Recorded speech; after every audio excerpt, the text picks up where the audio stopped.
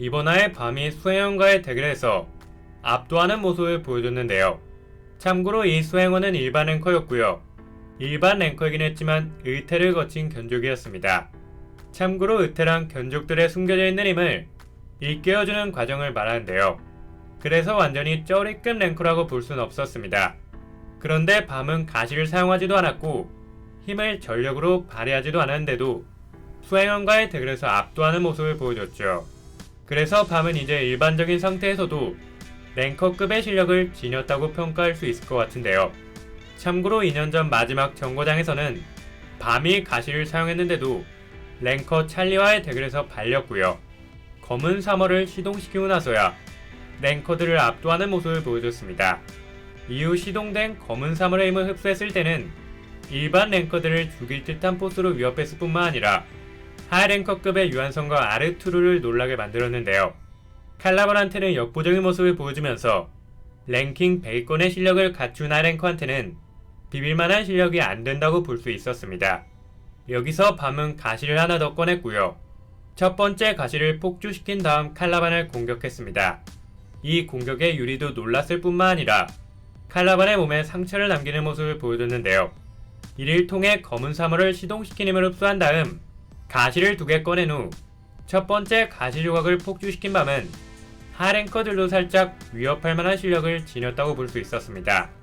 그런데 이때 밤은 선별인원급이었으니 랭커급으로 실력이 향상된 지금이라면 이런 식으로 공격했을 때 충분히 최상의 하랭커들도 상대할 만할 것 같고요. 작가님이 밤으로 하여금 직접 칼라반을 잡도록 설정했으니 충분히 실현 가능한 스토리 전개라고 볼 수 있었습니다. 그리고 이번화의 연운의 실력도 대략적으로나마 확인할 수 있었는데요.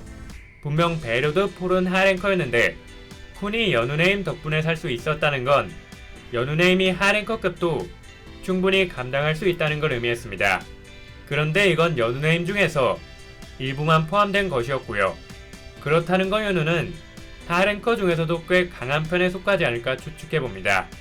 아무래도 연운은 하진성처럼 고대 랭커라고 밝혀진 데다가 굉장히 유명한 랭커라는 설정이 나왔고요. 영감은 중에서도 자신의 힘을 담은 무기를 만들어낼 수 있는 특별한 케이스에 속했습니다. 또한 워라익송에 소속되어 있다고 나왔으니 특별 출연 캐릭터로 사라지진 않을 것 같고요. 훗날 워라익송 에피소드나 쿤과 엮여서 다시 등장할 수 있을 것 같습니다. 마지막으로 원로 중 한 명이 길잡이라는 설정이 나왔는데요.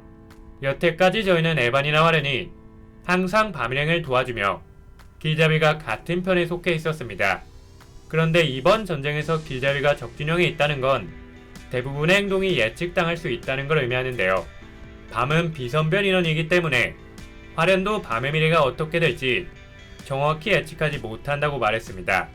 실제로 마지막 정거장에서 화련의 예상이 시원하게 빗나가는 모습을 보여주면서 밤의 미래를 예측하는 건 길잡이도 쉽지 않다고 볼 수 있었죠. 그래서 만약 원로가 전쟁에 개입한다고 하더라도 밤의 행동만큼은 정확히 예측하는 게 불가능하다고 보시면 됩니다.